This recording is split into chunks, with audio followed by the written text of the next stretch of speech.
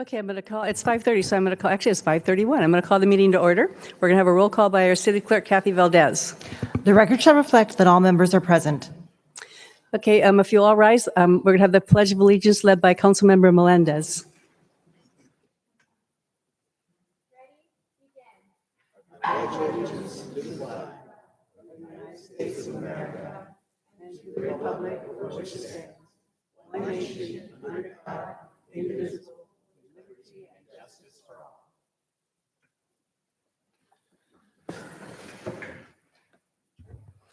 In accordance with the Brown Act, I'd like to announce that as a result of convening simultaneous meetings, the members of the Buena Sanitation District will receive compensation of $147.75 for the district meeting pursuant to the Buena Sanitation District Ordinance 2006-1. I'd like to remind everyone that the Vista Municipal Code requires members of the public to observe order and decorum at the meeting and to conduct themselves in a courteous manner. The ordinance was adopted to allow for public input and to facilitate city business without disruption of the meeting. Applause is appropriate for items listed under the presentation portion of the agenda only. To speak on that item on the agenda, please fill out a speaker slip with the number of the item you want to speak on and give it to the clerk's secretary staff. Speaker slips are available just outside of the council chambers, and speakers will have 3 minutes to address the city council. With that, I'm going to give the approval of our agenda to our city manager, Patrick Johnson. Thank you, Mayor. There are 2 items that are removed from the agenda this evening. The first one is under presentations. It's P1, recognition of the 2021 4th of July sponsors. We will bring that back at the next meeting.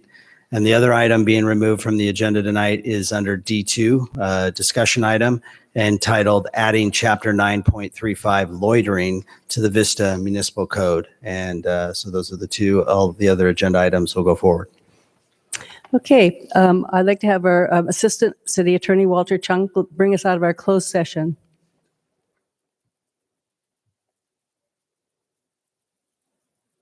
Thank you, Mayor. The City Council met in closed session on Goble versus North County Square Owners Association ongoing litigation. There was no reportable action taken. Thank you. Okay, next on our agenda, I'd like to invite Isaac Ruben Gonzalez to join me at the podium to receive a proclamation declaring August 11th, 2021 as Isaac Ruben Gonzalez Day in the city of Vista. And so if the council will join me down there, we'll...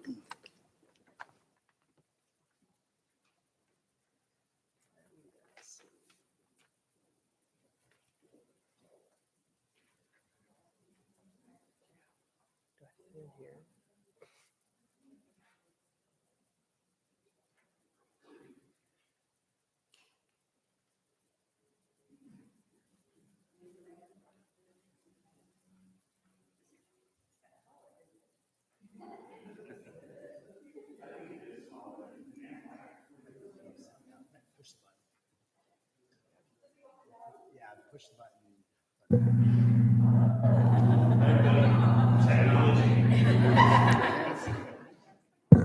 I just thought that was so strange. I could hardly see over the top. Okay, so we have here, I'm going to give this to him. So Isaac, just a minute.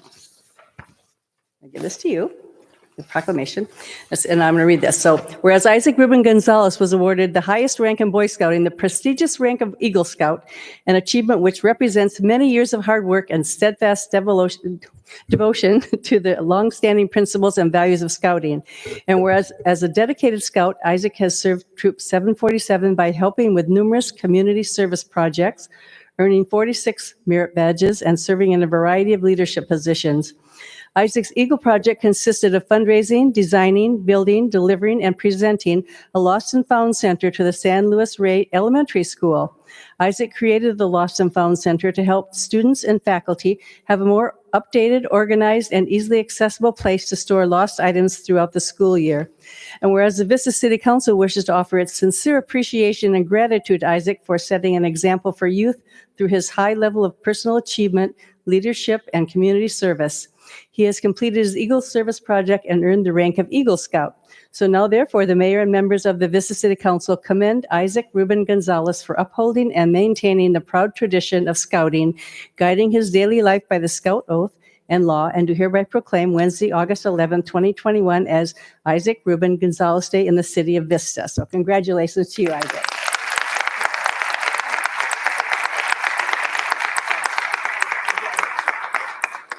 All right, and the mayor has asked me to give a special token of appreciation to you, Isaac. So this is an amazing City of Vista pin. You can put on your sash there. And then these are what we call resident reward tokens. And on the back of them is the mission of the City of Vista.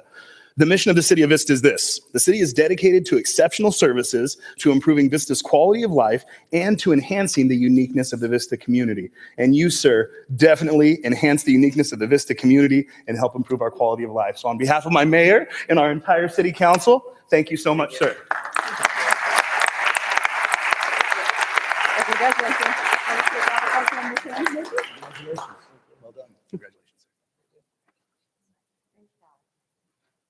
There you go. And this is for your mom right here.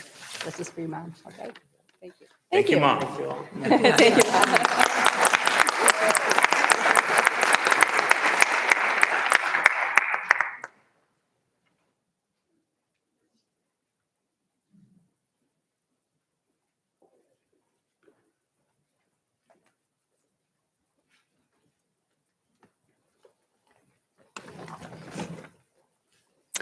Okay, so the next thing on our agenda is our consent calendar. The recommendations on the following consent calendar will be enacted in one motion unless an item is removed from the calendar. Any member of the public may remove an item by submitting a request to speak card to the clerk secretary, and items removed from the consent calendar will be considered immediately following adoption of the calendar. We have 15 consent items this evening, and actually, okay, we have C8 pulled by the public and C15 pulled by the public. So did the council have anything that they want pulled? C8 and C15. Seeing none, I would, okay. Deputy Mayor Green. Yes, ma'am. I just want to note that I need to recuse myself from item number C8. So after we approve the balance of the consent calendar, I'll be in closed session waiting. Okay, thank you. With that, Councilmember Franklin.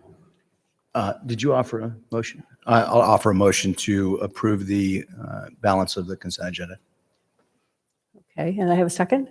I'll second. I have a second, okay. Please cast your votes.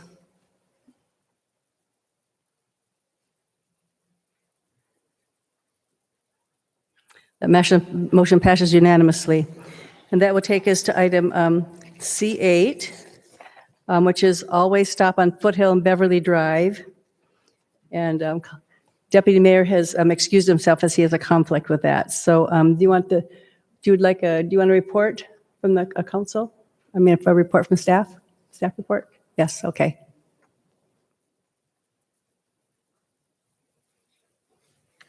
Thank you, Mayor. Sam House, and then our city traffic engineer will provide the presentation. Good evening. So the background on this item is that residents have voiced concerns regarding speeding on Foothill Drive and have requested traffic calming measures. In response, we have added signage, pavement markings, and requested enforcement. And we also had data collected recently that showed that the prevailing speeds on Foothill Drive between Via Cristina and Edge Hill Road to be around 39 miles per hour. There have also been 6 reported crashes along the segment of Foothill in the past 5 years. So the residents requested the installation of an always stop at the intersection of Foothill Drive and Beverly Drive for traffic calming. And we conducted an evaluation of the intersection and determined that it does not meet the quantitative criteria for an always stop. However, the residents submitted a petition to install the always stop at the intersection of Foothill Drive and Beverly Drive as a traffic calming measure in accordance with the city's traffic calming program. And a majority of the nearby residents signed a petition in support of the always stop. This is an aerial picture of the area. You see Foothill Drive runs east-west and Beverly Drive runs north-south. Currently, there are stop signs on Beverly Drive and the proposals for stop signs on Foothill Drive. So the recommendation is to establish an always stop at the intersection of Foothill Drive and Beverly Drive. Thank you. Thank you. Would you like to hear, I have 2 speakers. Would you like to hear those first? Okay. Well, we'll start with George at Zigan, followed by Joel Vanderberg.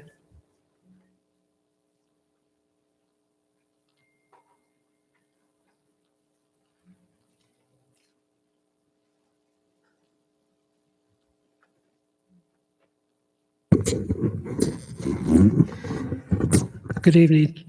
My name is George Zeigen. I live at 1045 Beverly Drive. Recently moved here from north of Seattle, lived there all my life. Now I've lived at this residence since July 3rd. So I am brand new to your facility, to how the council works.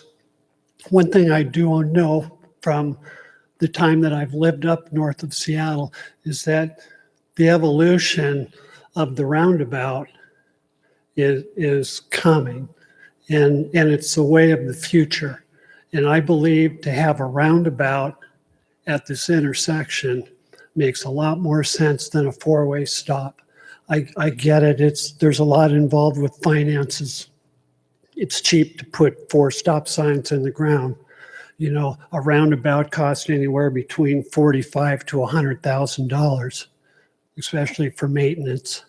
You know, but if we're talking about increased fuel efficiency, if we talk about decreased emissions, then the roundabout is the way to go. We don't need trucks and vehicles idling at stop signs. It makes absolutely no sense. To have a roundabout and the continual flow of traffic is the way of the future. The capital of the roundabouts in the United States is Carmel, California, and they presently have 189 roundabouts. I'm not sure how many Vista has. I haven't been here long enough to count them. I do believe that this needs further research instead of going with the recommendation of a four-way stop. I appreciate your time. Thank you, And sir. it's nice to be a resident of Vista, California. Thank you. Welcome to Vista. Thank you. Joel Vanderberg.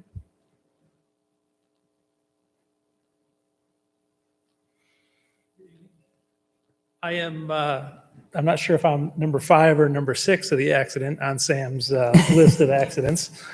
But on April 13th, I was hit by a car working in my driveway. And my nose was just fixed last week, which you can clearly see. But, you know, Sam's did a good job with the overall traffic review and report. There's over 4,000 cars a day that go through that intersection. And as you saw in his presentation, most of those, or the average of those, was 39 miles an hour. And it's a 35 mile an hour zone. You know, at this point, I think we do need to do something to get the traffic slowing down. And that's why we circulated the petition for the stop signs as the recommendation and then followed the process. I hope that you'll find that that's the right way to go and move forward. And I appreciate your help and support to this issue. Thank you. Thank you. Okay, that brings us to our council. Councilmember Franklin. Thank you, Madam Mayor. Was the 500-foot the radius used for notification and inclusion in the petition? Per the guidelines, the petition is a 200-foot radius. However, the notification for tonight's meeting went 500 feet. Okay. I appreciate the comments about the roundabouts. Certainly, the city of Vista has been experimenting with increasing the number of roundabouts, and I think we'll probably see more roundabouts in the future. And I would certainly love to see a future analysis of whether or not one would make sense here.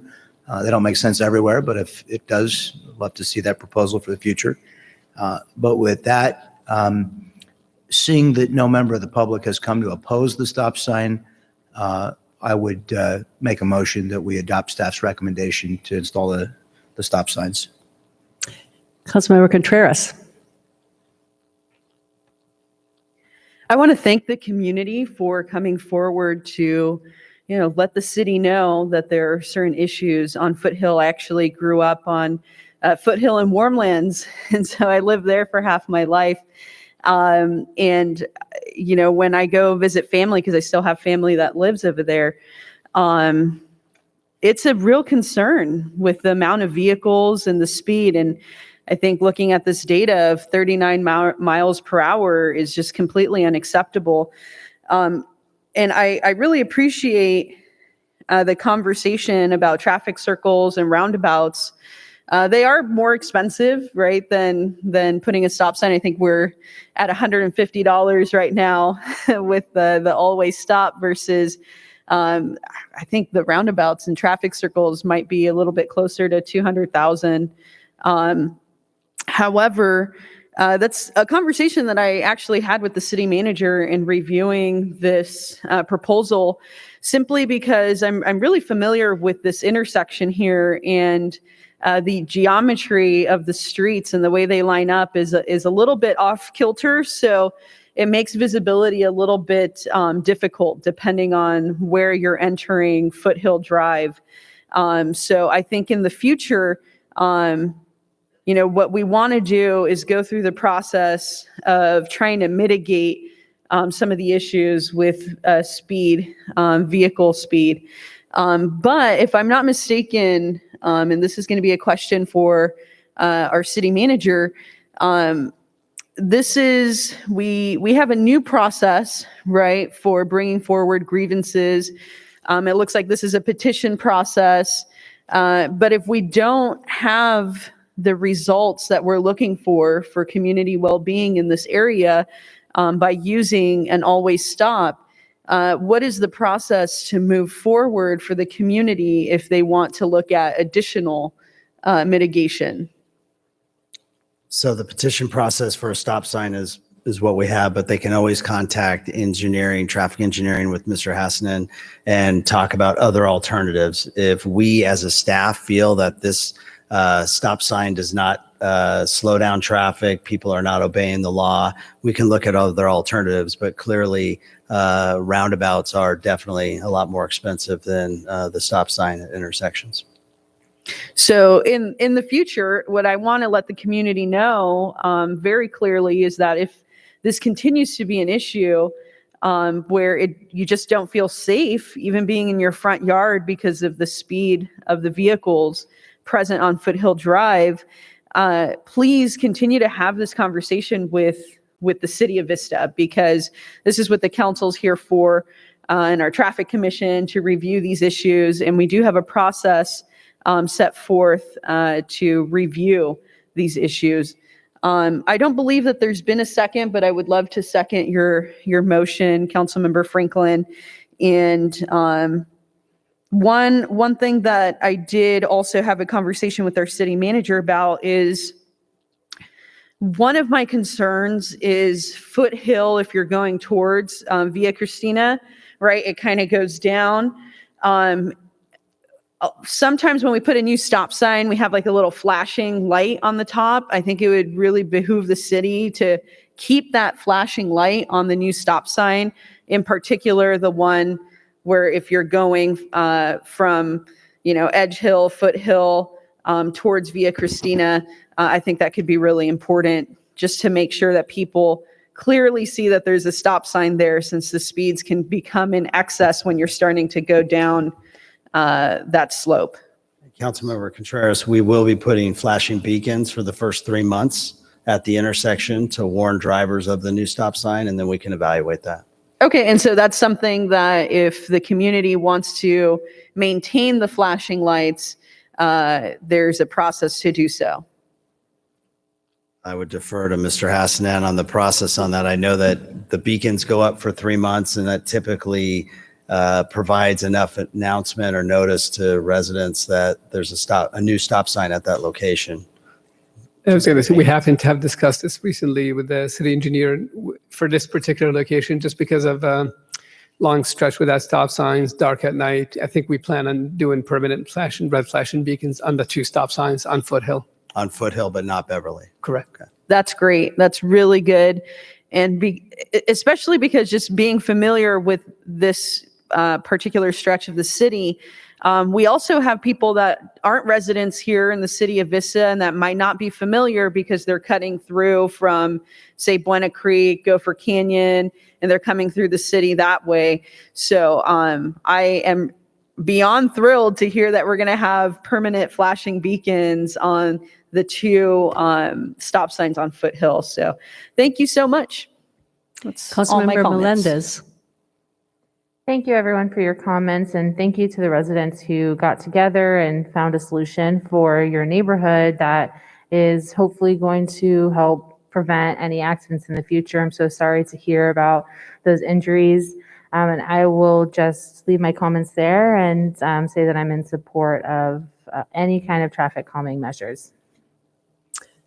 Okay, so with that, seeing no further discussion, I'll call for the vote. So please cast your votes.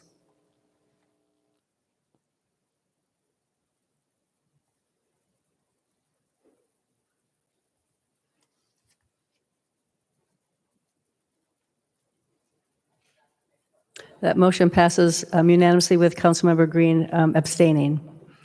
So that takes us then to item number 15, Memorandum of Understanding with the Vista Firefighters Association, the Vista City Maintenance Association, and Classification Compensation Index Amendment. And Mayor, would you like a presentation or just hear from the speaker? No.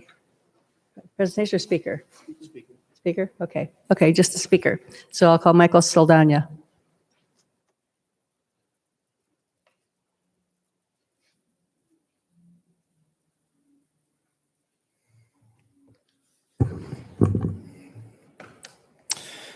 Madam Mayor, Deputy Mayor, and City Council, my name is Michael Saldana, and I'm a member of the Vista Firefighters Association, Local 4107.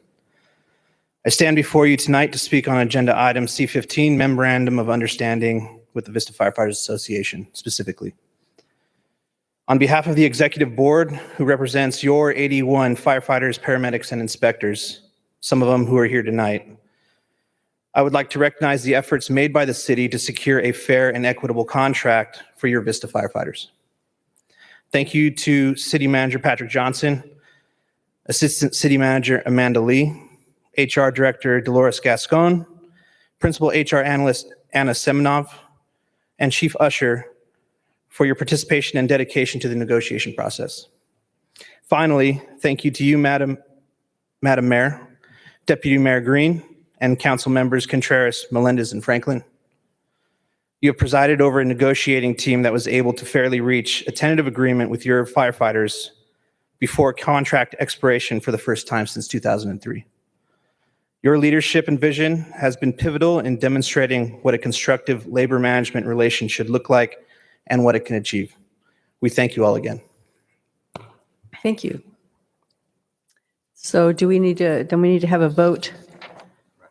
Yes, so I need a motion and a Councilmember Franklin. Madam Mayor, I would make a motion that we adopt the MOU and agreements recommended by staff in item C15. I will second. Deputy Mayor. I will second. Okay, we have a motion and a second. Please cast your votes.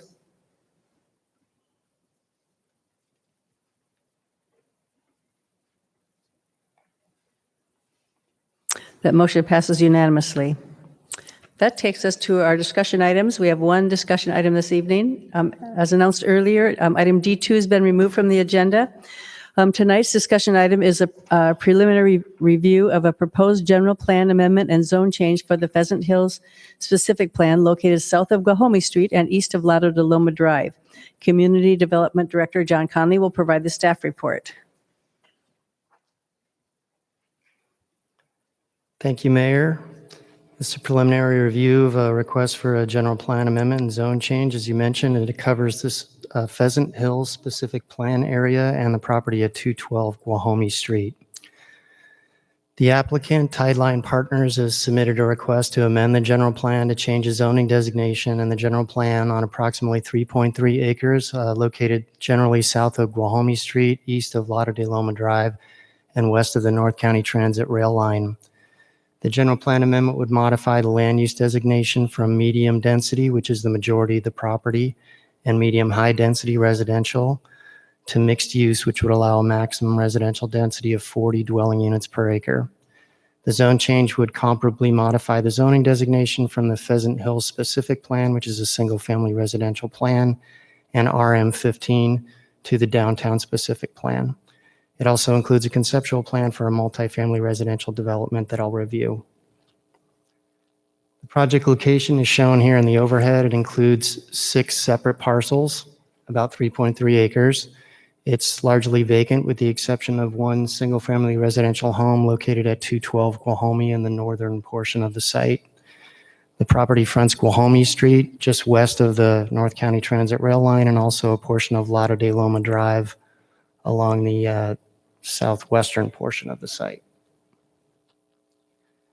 The general plan request is shown on the left. The existing designations are in the upper left-hand corner. Medium-high density residential is on 212 Guahomie. Medium-density residential is on the Pheasant Hill specific plan area. The proposal is to change the entire site to mixed use and bring it into the downtown specific plan. The zoning is shown on the right. Comparably, the specific plan areas in purple and the RM15 areas in orange, and it would all be brought into the downtown specific plan as shown. That's the proposal. The current general plan and zoning on the site would permit 24 single-family homes, actually 25 with the addition of the existing lot at 212 Guahomie. The applicant's proposed general plan amendment and zone change would allow a building up to 60 feet in height with a maximum density of 40 units per acre on the 3.3 acre site. The city council could establish different development standards in the way of height limits or density requirements as part of an entitlement when this comes before you. The applicant has submitted a preliminary design, which has not been reviewed by staff for conformity with the development code, but is presented tonight for informational purposes. This is the current Pheasant Hill specific plan, the approved zoning for the site that shows a layout for the 24 single-family homes, a private street that connects between Lato de Loma and Guahomie Street, and grading for the homes that would be largely along the private street west of the railroad tracks. The applicant has submitted a proposal that was included in your packet that's shown here in a very conceptual stage. That includes up to 120 units in a 4-story apartment building that would be built over a 1 to 2 story parking garage. The mix of units would be 1, 2, 3, and 4 bedrooms, and it would include up to 240 parking spaces consistent with the specific plan. You can see the layout here. Access is proposed via Guahomie and access is no longer proposed via Lato de Loma, with parking that would wrap around the building along the eastern portion of the property adjacent to the railroad tracks. This is a conceptual view of a massing study that was done by the architect just to show the general massing of the building. Please note that this is not the final architecture that's proposed. It's intended to just show the footprint and the envelope of which the building could be located under the proposed plan that was submitted. As I mentioned, the applicant's proposal is for 120 units in a 4-story building over a podium parking structure. Portion of the structure would be subterranean. Mix of 1, 2, 3, and 4 bedroom units. The number of each of the proposed units is included. 240 parking spaces. Access is proposed via Guahomie Street in the vicinity of the residence at 212 Guahomie.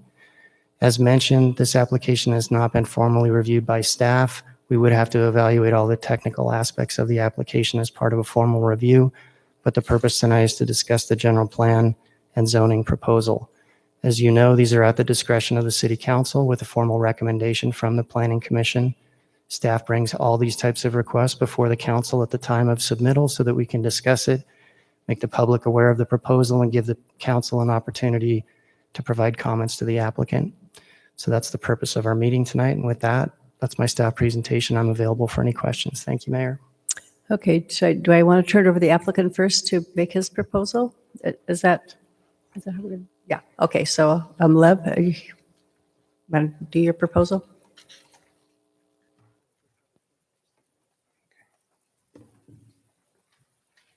Let's see. Now I know. Should not have done that.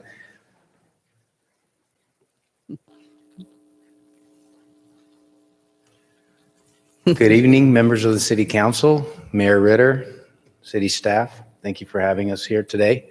I'm joined by our design team, HED Architecture. My name is Lev Gershman. I'm the founding and managing partner of Tideline Partners. We're a community development company and a real estate management company. We have a very simple mission. Our goal is to try to make places better. And we do so by creating economic and community value and trying to preserve natural resources. I love this image. We're all familiar with this image. It's the third and final phase of the Paseo Santa Fe, the Envision Arts and Culture District, with the portal sculpture and the Vista Arch, which is great. It's easy to look at that picture and not recognize literally the decades of effort, planning, and leadership that went into bringing that beautification of that corridor to life. And I want to take a moment to recognize everyone here and the folks that came before you that have made that happen. It's really transformational. I used to work in downtown Vista 25 years ago while I was going to school, and it's come a long way, and it's just a wonderful place. So great work, and thank you. The images you see in front of you are documents you're all familiar with. The site, as Mr. Conley has explained, we'll be talking about is the Pheasant Hill site, for which the specific plan was put in place in 2007. As some of you may know, the downtown specific plan was amended in 2015 to reflect the goals of the General Plan 2030, 2012 goals.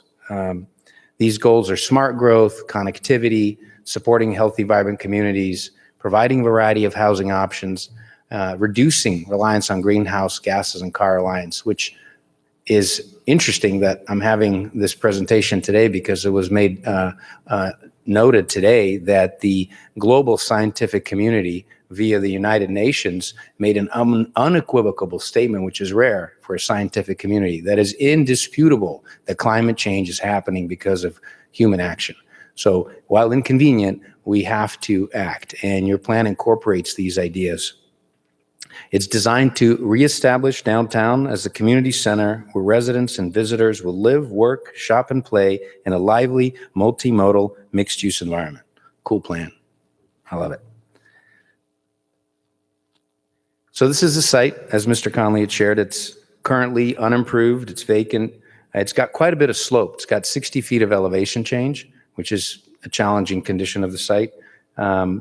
There is some trash, and periodically there's some, vagrant activity on the site. Not always. We're all familiar with the site. I want to talk a little bit about the stakeholders of the vision of the downtown specific plan. Besides the city and the taxpayers, a number of entrepreneurs and small business owners have bought into this vision and opened businesses and are relying on a growing community of customers and stakeholders to support their businesses. All of these pictures are from downtown. I think they're really great pictures, along with the folks that are in here. Small shop small. It's wonderful. Joe's Coffee, not Starbucks coffee. So on this next slide here, you can see the outline of the downtown specific plan. And in this picture, we've included Pheasant Hill into the downtown specific plan to sort of illustrate the recalibration for time. The specific plan for Pheasant Hill in 2007, downtown specific plan in 2015. We're also illustrating the proximity and walkability and the opportunity to rely less on cars and not load the infrastructure, and to rely more on your own 2 feet or on a bike, providing connectivity to all the amenities in the downtown, supporting the local businesses. We've included a couple of images here that serve as a reminder to me. The middle image kind of celebrates the creeks that are downtown, which is a unique character of Vista that we want to lean into and preserve. The ability to move around downtown on a bike with the advances in battery technology, both allowing further distance as well as lower cost, and a picture of a vibrant street activated with restaurants and people gathering and exchanging ideas and spending time together. This is kind of an interesting slide. It's a zoomed in view of the South Santa Fe corridor, sort of between Guajome and call it Vista Civic Center, Civic Center Drive. You see South Santa Fe and Mercantile as parallel streets. And this is what's unique about Vista, and I would say it's unique to the entire county, is it's got this unique valley where you have the planned density along South Santa Fe and Mercantile that's bound by the topography and the plateaus of the single-family residential. So you really can't spill out beyond that into single-family residential neighborhood. And you've got this fine-grained character where a lot of the lots are small, they're owned by a variety of different people, the buildings are all unique and eclectic. And I think over time, that character and that uniqueness will stay with Vista because there are so many individual different owners. So while some bigger projects may come along, this fine-grained character of the corridor will remain.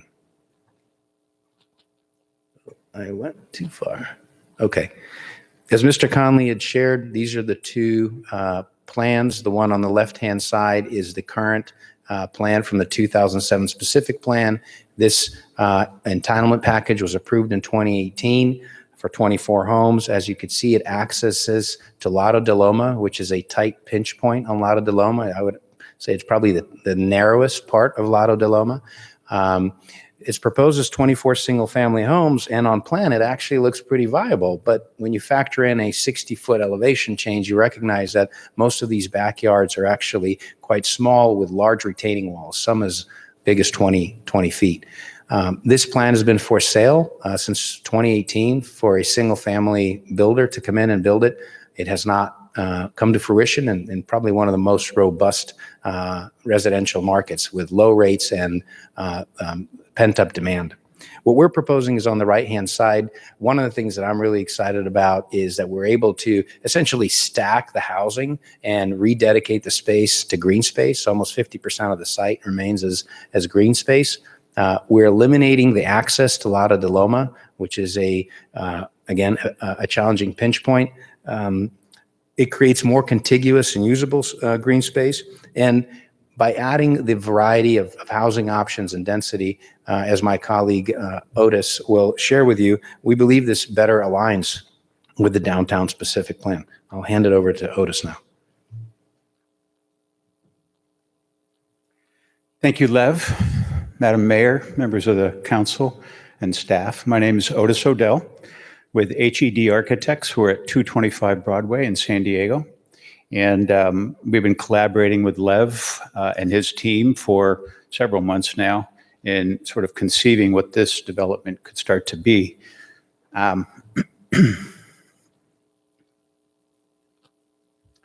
So this diagram really is about site organization, and it places the buildings lowest on the site, so at the lower elevation of the site, keeping the overall height and impact at a minimum. As Lev noted, it also, when you squint your eyes here and look at the amount of green space, it is about 50% of the site that is remained as open space. It gives the buildings a soft place to land, even though we have indicated a roadway that does go around the building for fire department emergency vehicle access. You can see that it's really not a single building. It's really a composition of 3 buildings that are connected by these knuckles, which are likely to be much more transparent and really articulating the fact that it is multiple buildings and breaking down that scale. Well, there is some surface parking that accommodates visitors and staff and that sort of thing. Most of the parking is situated below the building, and it is anticipated at the front entrance off of Guajome that there would be some amenity, whether it's a bicycle amenity or some other amenity that would be for the benefit of the residents. So landscape is really a critical part of the design and how it is integrated into the site.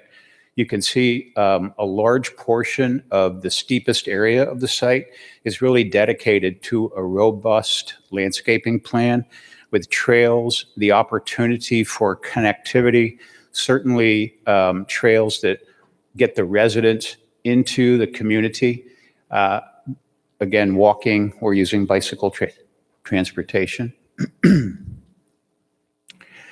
The images on the right start to give an indication of some of the kinds of things that could be happening on that open space as really an amenity for the residents and something that's really park-like and open for the community, the existing single-family home community on Lotto de Loma. You've seen this diagram. Again, this is not the proposed architecture. This is really a volume study. You can start to see how the building does break down into 3 separate components. You can see the open space that is left remaining, and you can see how the building starts to compare and scale to some of the work that's going on downtown currently.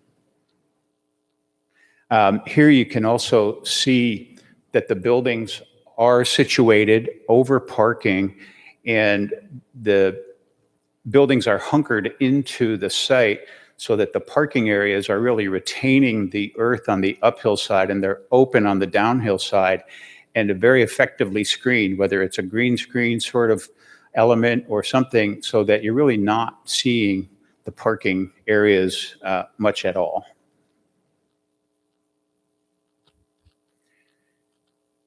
We talked about the unit types, and there are 1, 2, 3, and 4 bedrooms. And so it attracts a broad demographic, which is really important in the diversity and sort of energizing of the downtown district here. So, you know, retired folks, empty nesters, families, young professionals, all will have opportunities because of the unit mix and unit type. It's really important to understand that, you know, one very critical component of a downtown plan includes homes. It's places for residents to live. That's what energizes the place and creates really distinctive placemaking. I think of European villages and European cities. The secret sauce there, part of the secret sauce there, is that there are people. There are people above the shops. There are people above the retails and above the coffee shops that come down and energize the street and activate those businesses. And that's really what the commitment is here. You know, working with Lev and his team over the past several months, I know that the development team, I know the design team, from top to bottom and bottom to top, is really committed to, you know, fitting into this fabric and enhancing this, being part of the solution here. These site sections demonstrate how the parking is tucked into the hill, retains the hillside, shows the relationship to Santa Fe, maintains view corridors for the residents on Lotto de Loma, and starts to give you an indication of how this fits into the hillside.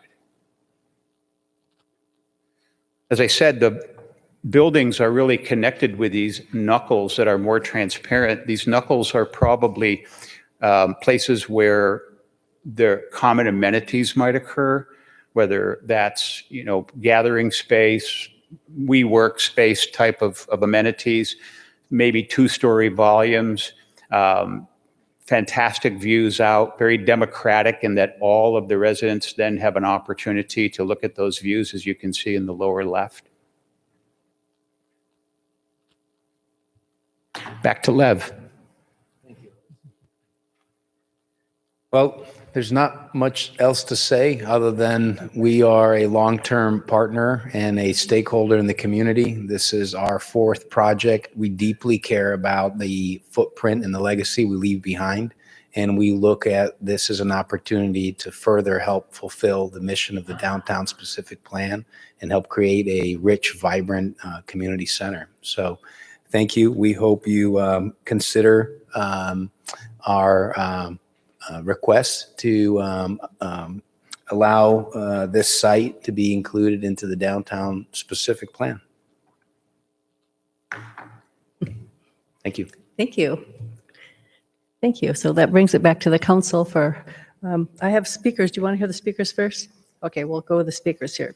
We'll start with, looks like Scott Miller, followed by Stephen Nicewarnell.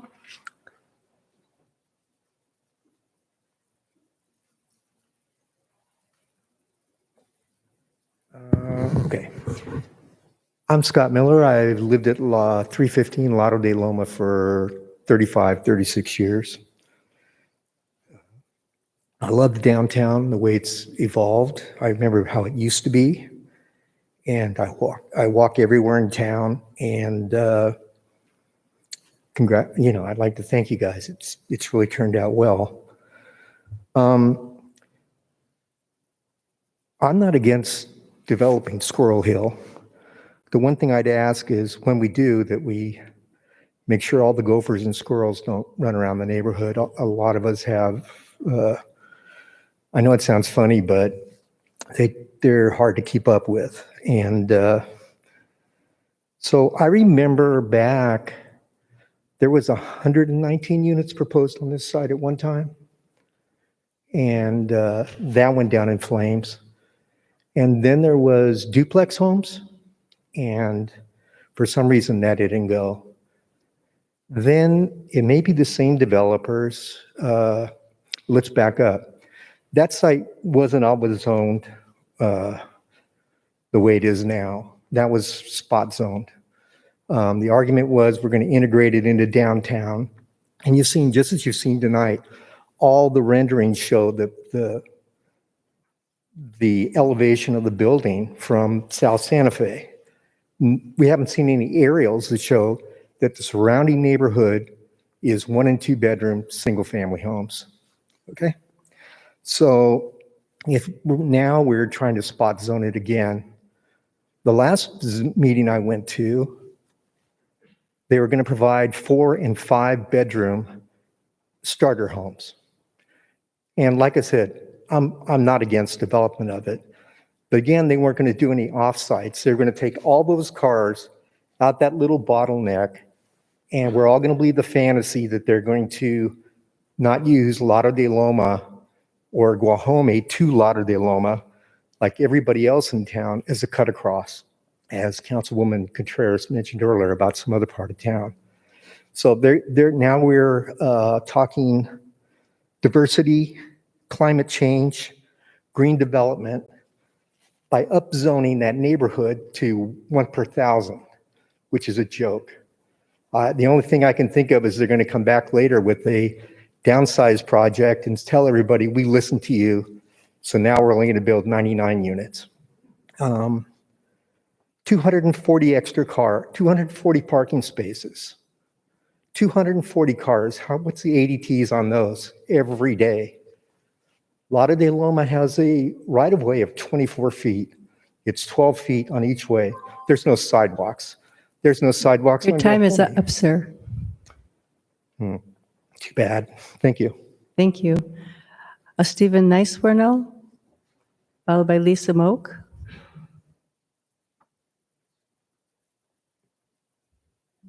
Good evening. Thank you for this opportunity to speak to the council. I'm Steve Nicewarner. I live on Pina Lane, about a 5-minute walk from where the project is being proposed. And I want to echo what the previous speaker said. That's 240 vehicles going along Guajome and Lago de Loma, a road that does not have sidewalks and frankly is dangerous for pedestrians under current conditions, let alone what more development will do.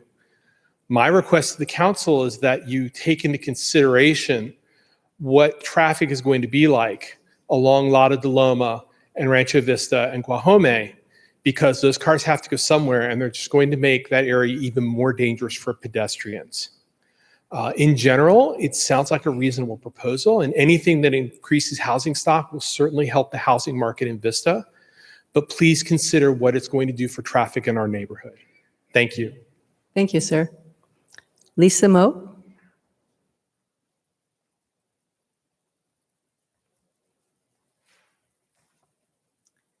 Thank you for this opportunity for all of us to speak in the preliminary stages of this plan.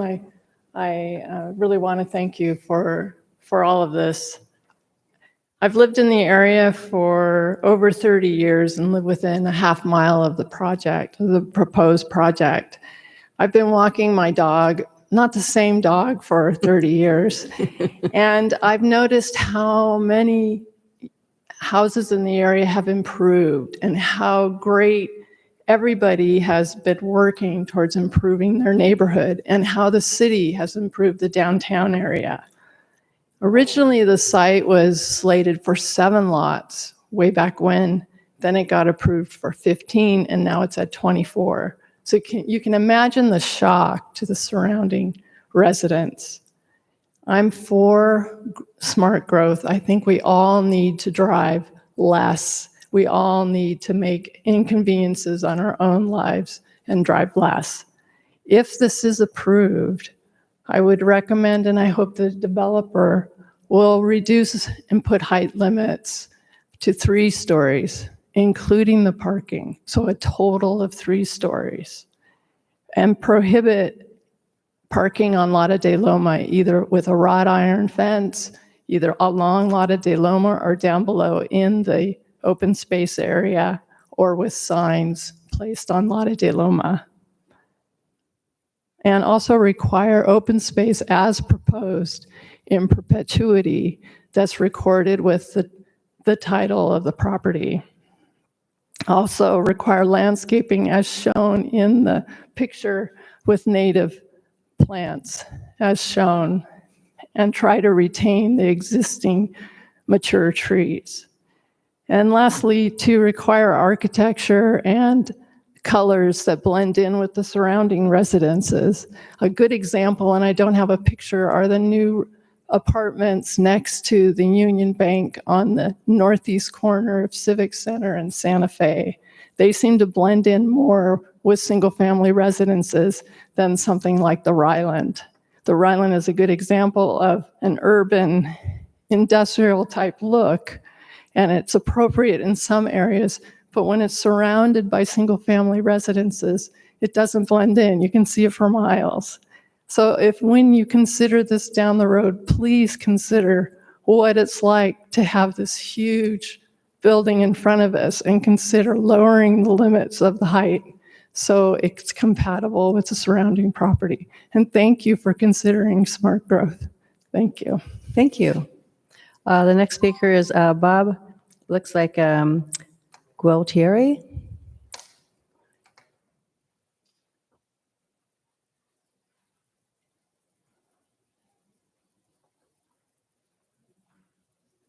How's it going, guys? So I've been here for 30 some odd years, right there on Lotta de Loma, right in front of where this is all going to be built. And I just think that we need to finish. Talk right in your microphone so we can hear you. Sure. I think we need to finish what you're doing now to see the impact on the apartments that you have on Santa Fe now before we consider adding more apartments in that vicinity. And that's all I got to say. And also for schools, I mean, there's going to be a lot more kids, and I think all the schools are packed now. I don't think there's any more room for kids. So, thank you. Thank you. I have 2 other speaker cards here for Jose Campos and Emilio Campos, but they requested not to speak. So, but they are in opposition, so I thought I would say that. So that brings us back to our council, and I will go with, you have something else? No. Okay, so Councilmember Franklin.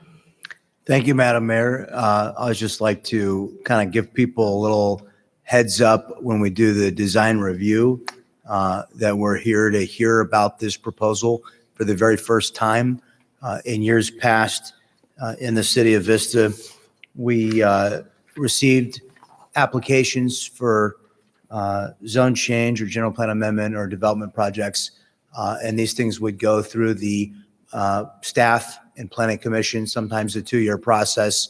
And then after 2 long years of lots of money being spent with land consultants and engineers and architects, then finally the community would have its first opportunity to see the project and give public input.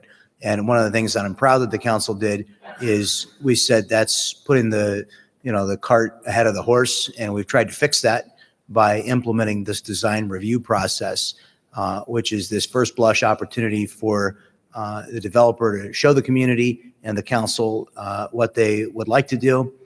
But I would like everybody to know that this does not replace the formal process through which the applicant will go before the planning commission, make their proposals, have opportunity for the community to give input, and then still after that 2-year process, the formal approval would then take place. I certainly, have heard a lot of good constructive comments and a lot of very real concerns from residents who came to speak tonight. You know, I recognize that what Lev said, which is that even in a hot housing market, there has not been a builder step forward that wanted to develop this property. And so I think it's something we have to look at. 20 years of investment in the Paseo Santa Fe corridor was designed to incentivize this kind of development and investment. And so we are always happy to have investment in the city. And particularly, and this is the thing that I want to say, because I think that this proposal, what we've got so far is extremely conceptual. There's maybe a little less detail in this plan than we sometimes see in a design review. So I do want to point that out. There's a lot, which I think has a lot of benefit, because I think what you're saying to the community is there's still opportunity for your input. You know, this is, you're really drawing a skeleton here and saying you want to go through the process. And that's really where we're at is, you know, if the idea was reprehensible to the council and to the community, then at this point, we'd want to tell the developer that, and we want to tell them to go scrap their idea completely, because we don't think they should spend 2 years and hundreds of thousands of dollars moving forward. So that brings us to where we're at here, which, so we're not looking for a motion tonight. We're just, each of us council members giving sort of our thoughts and feedback. My thoughts and feedback are, I believe that we need the housing. I believe that Lev and Tideline, you know, I remember the first time that Lev came, he and I both had less gray hair, you know, but when he first came to address the council, he said he wanted to be a long-term investor and partner with the city. And over the last 6 years that I've been on the council, I've seen him do exactly that. He's somebody who's said he wants to be a part of the community, and he has been a regular part of the Vista community.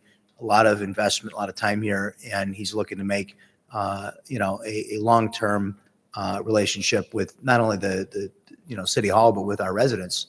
And so I have confidence in the way that you have developed things and the way you have come to the city to build a partnership with the community. And for that reason, you know, I would say, I think there's merit to the proposal that you're bringing. I think clearly you have some work to do to please the community. Tonight's not a final formal approval, but I think there's enough merit to the proposal that you're making that you should move forward with it and work with the community to try and address some of these concerns and bring something that, you know, I have confidence that what's in your heart and mind is to work towards something that the community will ultimately accept and approve and appreciate. So those are my thoughts. Councilmember Contreras. I want to thank Lev and the team for their presentation. I want to start off first by talking about what is being offered, which is a mix of 1, 2, 3, and 4 bedroom units. One thing that I hear a lot from my constituents is they really are having issues trying to get 4-bedroom units or even 3-bedroom units. So I think that that is an extremely important part of this proposal, because you know, some people, they want to live in a transit-oriented corridor. They want to be able to walk, get food. You know, we have now funding for the rest of the inland rail trail. So I'm excited to see that get developed. But at the same time, you know, we do have single-family homes on a spaghetti strand type of road, Lado de Loma. And I know when I've tried to cut through to get to Starbucks faster, it's quite a roller coaster ride there. So I understand the concerns from the community up above. By accepting or giving direction that, you know, council wants to see this idea develop more, I believe a traffic study will have to be done. So that's going to be extremely important. But I like the idea of having a more mixed and integrated community within this apartment complex, simply by the design of providing 1 to 4 bedroom units. That's extremely important. I will say that the intersection of Guajome Street and Lado de Loma is in need of some rehabilitation. It's kind of what I would consider a dangerous intersection. I don't know the last time that the city reviewed it, but it's a little small, so I don't know where we're at on reviewing that intersection. But I think it definitely, if we're going to be providing what I would think is a public benefit with this development, we want to ensure that the impact to the surrounding community is a beneficial one, meaning that, intersections that are now going to have more density, we really need to take a look at that. I do have a question for either Mr. Conley or our city manager, Patrick. I know that we've conducted a sidewalk study. My question is, are we going to be adding sidewalks in this area, either Guajome Street to Lado de Loma or Lado de Loma Drive? If you could kind of give us a little bit of insight on that. So we have done a sidewalk survey. It was primarily surveying the existing sidewalks that needed to be repaired or areas where there's gaps. There's a lot of neighborhoods that don't have any sidewalks, and we really are not planning to go into those neighborhoods and build new sidewalks. So Lado de Loma is not a neighborhood that we're looking at. Guajome, on the other hand, does have a fair amount of cut-through traffic that's occurred since the realignment of Vista Village. We have a significant increased pedestrian and vehicular traffic there, so we are looking at Guajome to make some improvements. The extent of those we still don't have a handle on, but we're looking at it now. Okay. Yeah, if we're going to be making a decision that we know is going to impact the immediate community, we have to do something proactive as a council, as a city, to ensure that public safety in the form of infrastructure is available to the community. The last thing I want is to have a project where we're saying, yeah, we want multimodal, right, connectivity to not only parts of the city, but, jump on the Sprinter. You can go, to Escondido, to Oceanside, and then catch the coaster. And we encourage people to do that, and then we don't have the infrastructure available to make it a reasonable choice. I'm a little bit more concerned with the part of Lado de Loma, Guajome Street to Lado de Loma to, let's say, Fraser Farms and Lowe's and stuff like that. So the other side of it doesn't seem like there's too much wiggle room to really put a sidewalk there. But I feel like most of the active transportation would probably occur on the side connecting to our downtown through Lado de Loma, Guajome Street, Lado de Loma, and then Fraser Farms and whatnot. So that it seems like we are anticipating more active transportation in that area, more people walking, and we're going to be looking at sidewalks and improvements there. So am I understanding that correctly? Yeah, I should clarify. Guajome and this section of Lado de Loma from Guajome down to Vista Village are the streets we're looking at. Okay, good. That's really important. I appreciate you clarifying that.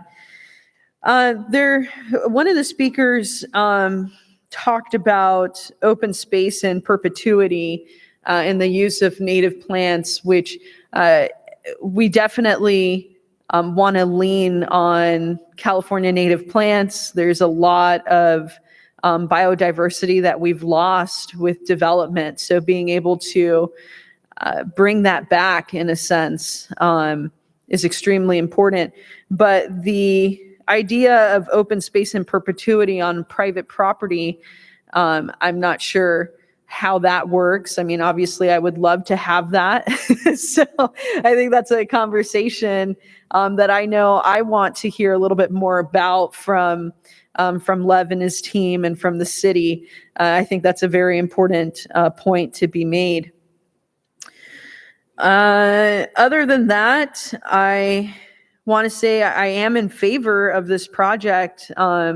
It still needs to evolve to fit the community.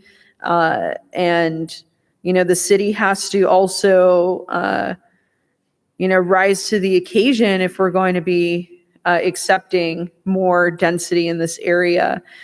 The last thing I want to say is that Mercantile also needs a little bit of rehabilitation. It's been ground down to, bare bones, especially with a lot of the construction vehicles there. So I don't want to lose sight of that needing some help too. But I am in favor of this moving forward and excited to see what it looks like as it evolves. Thank you. Councilmember Melendez. Oh, there we go.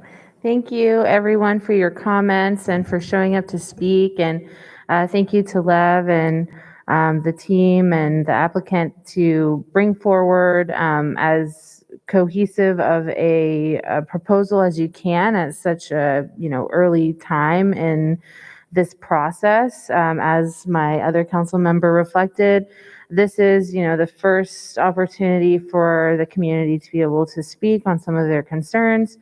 And so I just want to reflect on some of those. I'm hearing people's concerns about traffic, right? About not only the congestion that can come with increased cars and increased density, but also safety that can be at risk when we increase cars without certain infrastructure improvements being prioritized.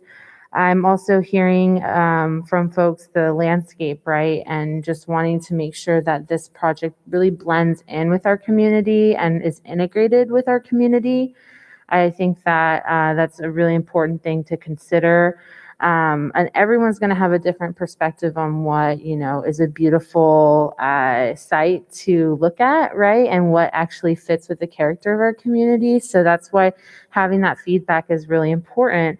When I first looked at this proposal, I thought that it was, beautiful. I really liked some of the architecture, but with hearing some of the feedback in the comments, I can see that there's definitely challenges when it's in the backdrop of areas that have more single family homes, right? And different kinds of architecture. So I think that that's something that hopefully our applicant can take back and look at and consider.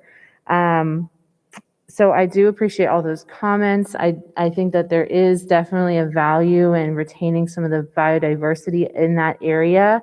Even something that I know a lot of community members care about is being able to access open spaces. So when we talk about this project being one that is integrated with the community, that's being very community oriented and wanting to connect with the downtown, having the specific request to be part of the specific plan for downtown, I do want to consider how we can enhance the public benefit of this project as much as possible, to see if it would be possible to make this open space accessible to the public and not only the residents of this particular property. I know that that's something that is not necessarily planned, right? But in this space being quote unquote park-like, I think the value of it being an accessible public space, accessible open space to the public, and a beautiful space is something that I would like to consider.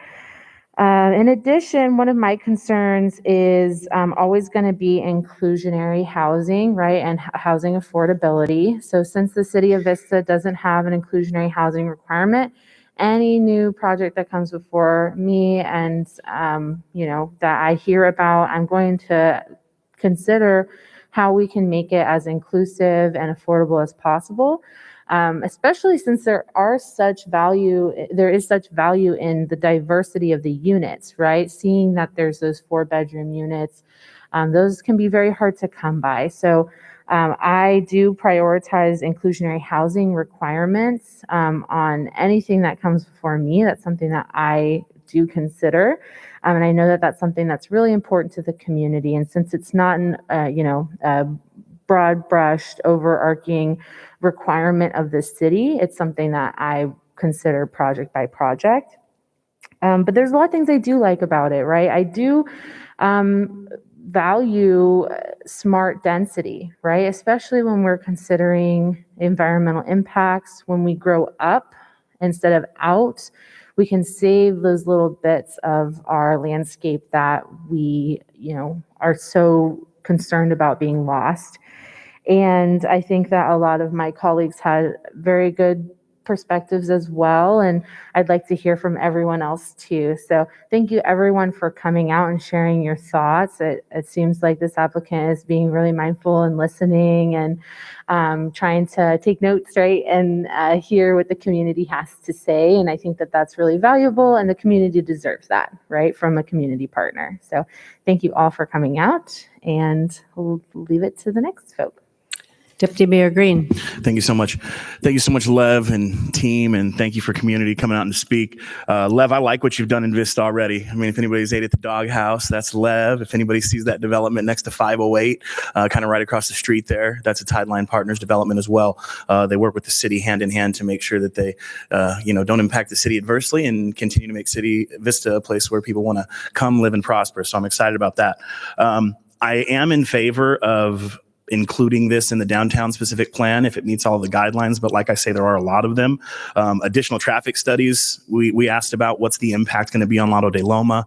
I'd also like, I don't know if we have to have an overlay. I know it's not feasible for somebody to drive their car down that hill from Lado de Loma, but I don't want the design plan to change once it's approved to have additional access from there, because as Councilwoman Contreras put it, it's a roller coaster, which is awesome on your way to Starbucks over there.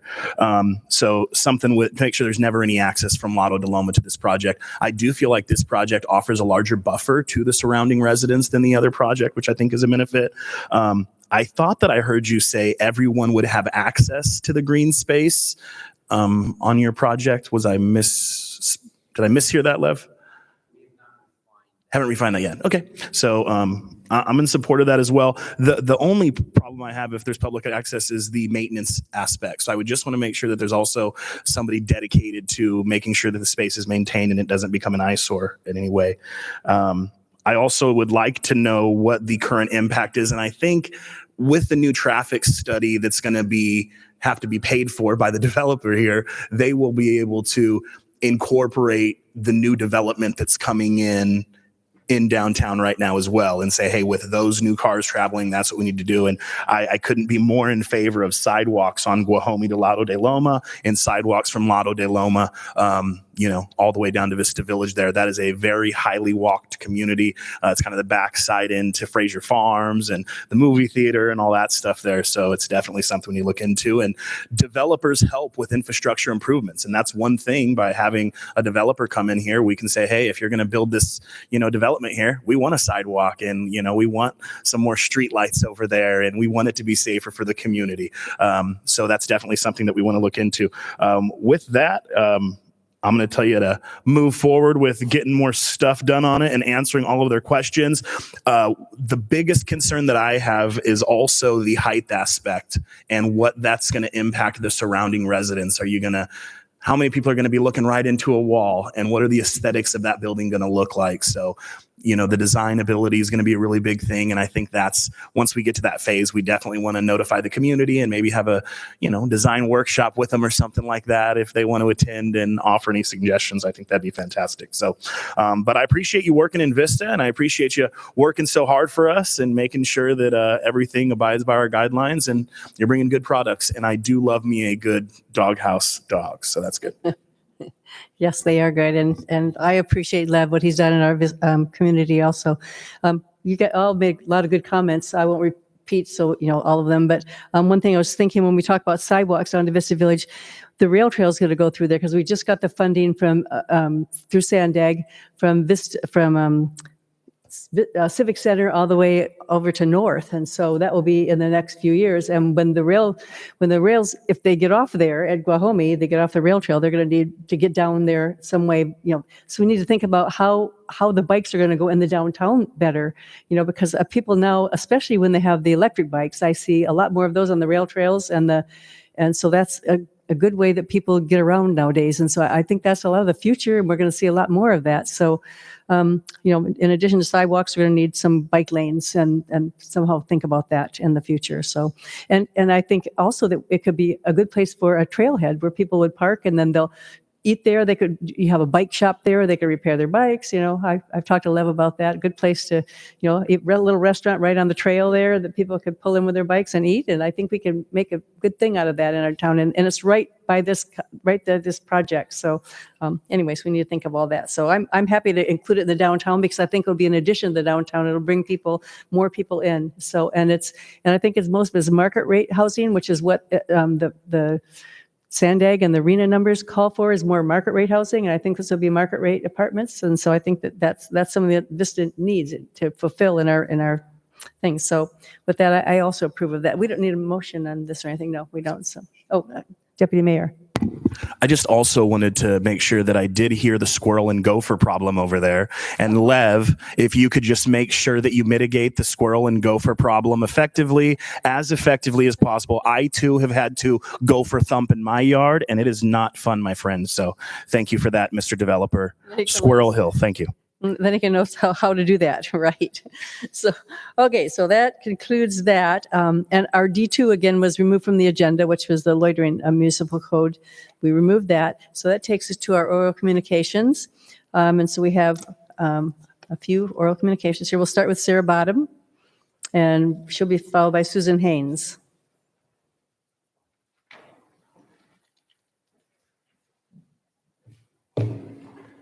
Good evening, council members. My name is Sarah Bottom. I'm a right-of-way agent for the city of Vista.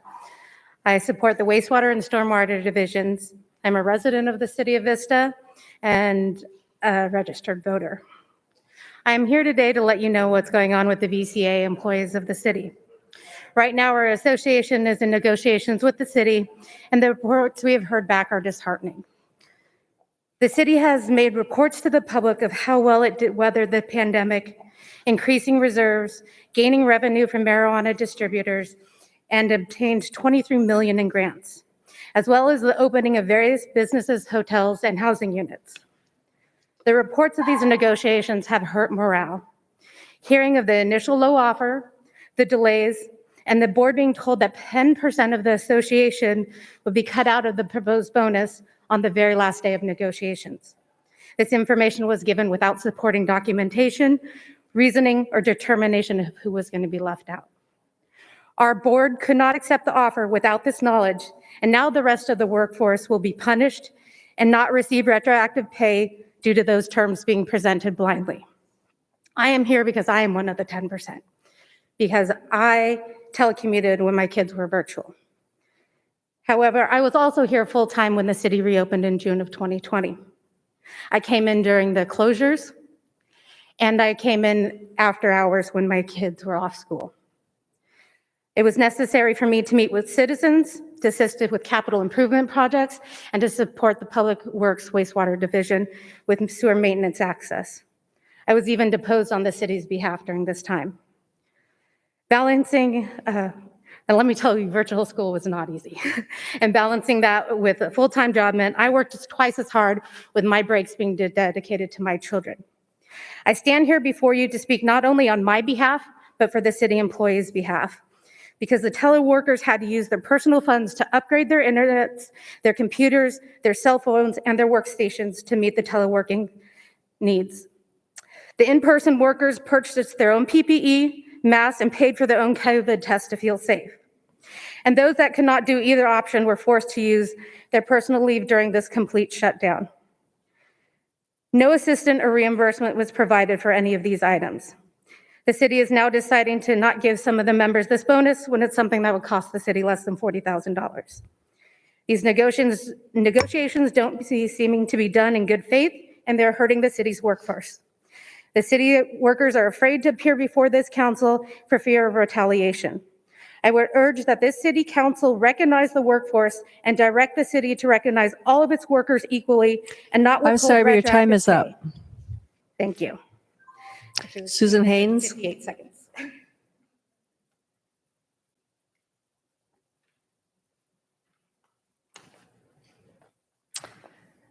Good evening, Mayor Ritter, Deputy Mayor Green, and City Council members. I am Susan Haynes. I am here to reiterate actually much of what Sarah has just commented on. I have been a resident of the City of Vista for about 15 years.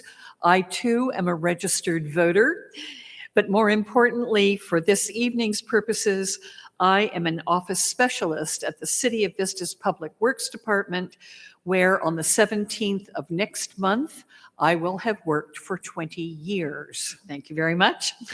All of which have been spent as a member of the VCA and at one time as its treasurer. I worked the entire pandemic at the Public Works Yard on East Taylor Street, as I and most of my colleagues there were deemed essential workers and were not therefore given the option to telecommute.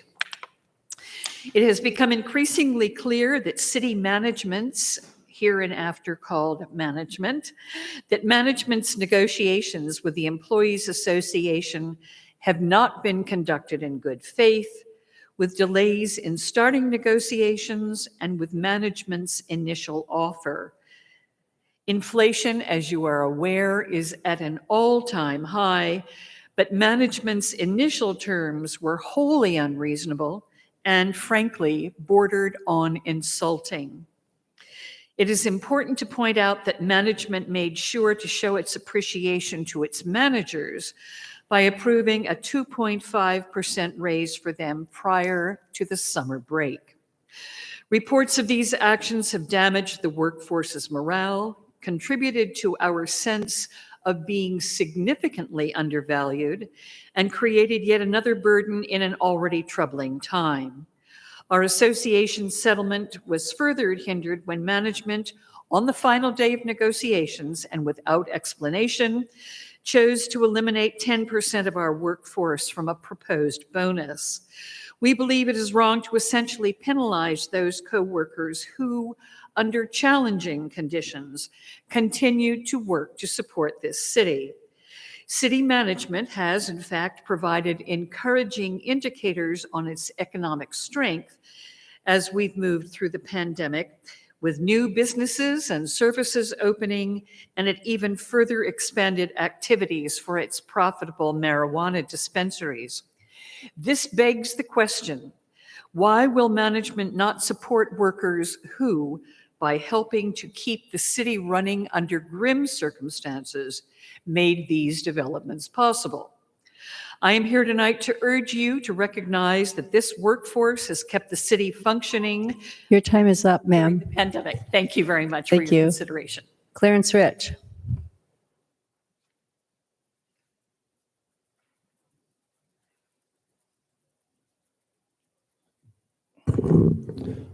Good evening, Honorable Mayor and City Council members. My name is Clarence Rich. I am a resident and employee of the City of Vista. And I am also president of the Vista Employee Association. All right, I'm here to talk about a couple of items. One, as for members mentioned, was regarding the 10% of the members who will not fully receive the bonus because they work from home for some reasons. As you heard, a couple of the reasons from the previous members, and a couple of other reasons are because they had to care for aging relatives susceptible to the virus. Another reason was that the age made them vulnerable to the coronavirus, and also caring for young children that are out of school, and also some health conditions that prevented them from being out in the public. Right. So whatever the reasons are, they were working from home. I feel that they should fully receive the bonus as a membership as well. I also want to talk about a board member that was terminated last night. Our board member, our membership feel that the city is targeting us. The city says they care for our well-being and then show it. She lost her brother last year to COVID, and her mom last week was incubated, and her brother today was incubated. So the most vulnerable are feeling targeted by, we feel, by the membership. And the membership hopes that the city will show them that they care more than in words. So, thank you very much for your time. Ursula Sack.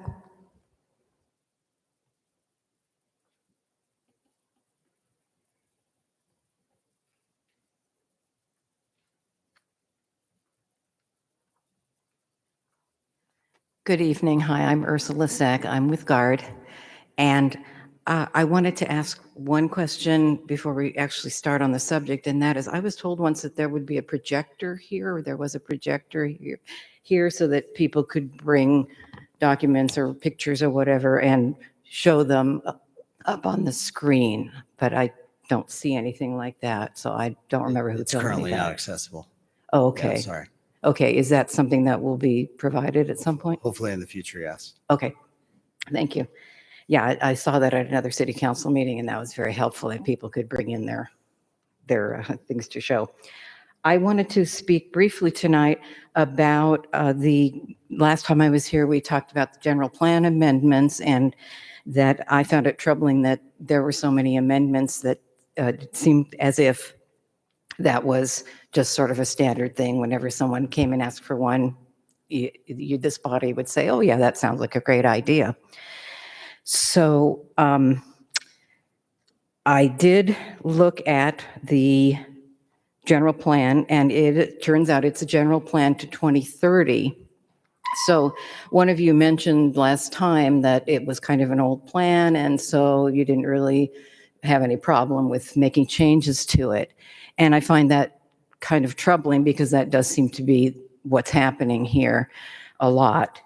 And so I would just like to ask if the general plan is in fact your guiding principle, or if it is something that is not considered anymore.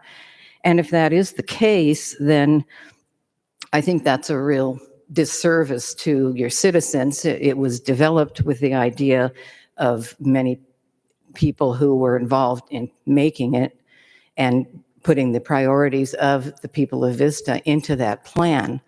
And so to just say, oh, well, that old thing, it doesn't seem relevant anymore. I'm very troubled by that kind of an idea going on at this point. If it's time to do a revision of that general plan, and particularly, of course, I'm interested in the land use section of it, then let's do that. But let's not just ignore it now and say, oh, well, it's old, so we'll just go ahead and change it anytime we want to. There's a lot in it about preserving our semi-rural lands, and you'll hear from me about that again, because it seems like all the proposals for higher density in the northern part of the city are problematic areas. So we'll talk about that another time. Thank you. Thank you very much for listening. Thank you. And with that takes us to we have no more speakers, takes us to our remarks, and I will do the little agenda here, things that we have. And today, the Boys and Girls Club and San Diego Gas and Electric celebrated the completion of a community beautification project, which added 10 large paintings to the perimeter fencing around SD Genie's substation, located at the intersection of North Melrose Drive and Olive Avenue. The colorful paintings were created by local youth from the Boys and Girls Club and reflect Vista's rich history. And the young artists did a fantastic job, and I have to tell you to drive by and see them. They're really nice. And they kind of go along with all the other artsy things that we have in our city, the boxes that, and that people paint, and all the other things that we do around our city. So the Moonlight's third Broadway musical of the summer begins August 18th with a chorus line. Production runs through September 4th, and ticket information is online at moonlightstage.com. Was the last one the biggest selling of all time? Yeah, that's correct. Beauty and the Beast was our highest grossing and highest ticket sales of all time at the Moonlight. Yeah, it was a greatest show. It was wonderful. Our final movie in the park will be held this Saturday at Bringle Terrace Park. The free movie begins at 8 p.m. with Disney's Raya and the Last Dragon, which Councilmember Green says he's seen twice. So learn more online at thecityofvista.com. And so those are my announcements. I will go with Deputy Mayor next. Thank you, Madam Mayor. And yes, Raya and the Last Dragon is amazing. So if you guys want to come out Saturday night, Bringle Terrace Park, we're going to give away some cool stuff and watch an amazing movie. It actually is a really cool setup. The park was super awesome last time. So we'll have extra blowers to get the screen up super early this time. So there's no hint of it not happening. I also wanted to thank my firefighters for showing up. They left before I got to thank them, but thanks for showing up and thanks for the work you do when you watch it on TV. Appreciate you.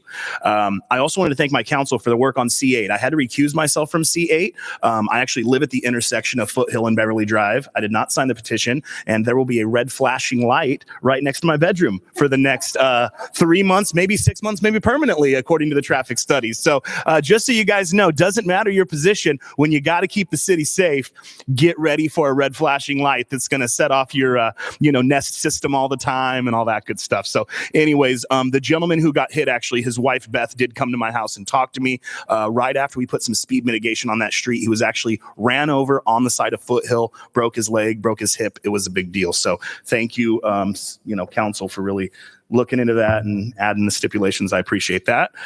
It is also Taco Tuesday. And if you have not had a taco yet today, there are several locations throughout the city that serve amazing tacos. So feel free to get them. Also want to thank Vista Employees Association for coming and speaking to us. It's definitely something I'm going to speak about. And I thank you guys for showing up. Never be afraid to come talk. Anybody in the city, any residents, come say hi. We love having you every second and fourth Tuesday, 5:30. Show up. It's also pizza night at the Best Pizza and Brew for the Boys and Girls Club. There, it's a fundraiser for them tonight. So if they 50% of the proceeds go to the Vista Boys and Girls Club if you go get a piece of pizza. And you can fold your pizza into a taco shape, and it qualifies. So please go. Okay, Councilmember Franklin. Thank you, Madam Mayor. I too would like to thank everybody who came to speak tonight, VCA, VFFA, all the citizens who came to talk about the different development projects, other concerns. We appreciate you taking the time to come and share what you're thinking with us. Councilmember Contreras. I want to remind everybody that I have a trash walk every single Wednesday at 9 a.m. at Luz Duran Park. And for the one time that I wasn't there because I was on vacation, it was actually awesome. KPBS came over and did a whole, yeah, it was great. They did a whole little feature on the trash pickup crew. So all volunteers every Wednesday. We meet up at 9 a.m. at Luz Duran Park. We start walking by around 9:15. After we talk about where in the community we're seeing a lot of trash, and we walk over there, we pick up as we walk, and then we drag it back. And then we have our amazing public works help to move the trash that we moved. So I want to thank all my coworkers on staff and know that there's always an open door at my office. Regardless of, how you may feel about certain things happening, I am always available for a conversation and to understand some of the challenges that you all are facing so that we can work together to make sure that we have a thriving community, because that starts right here in this building. Other than that, I hope everybody has a great night, and thanks for staying. I look forward to our next council meeting, and it's a great time to have a dynamic discussion between different perspectives, and we get to do some great work. So thanks, everyone. Councilmember Melendez. Thank you, Madam Mayor, and thank you to everyone on our great council for having a good discussion today and getting some business done.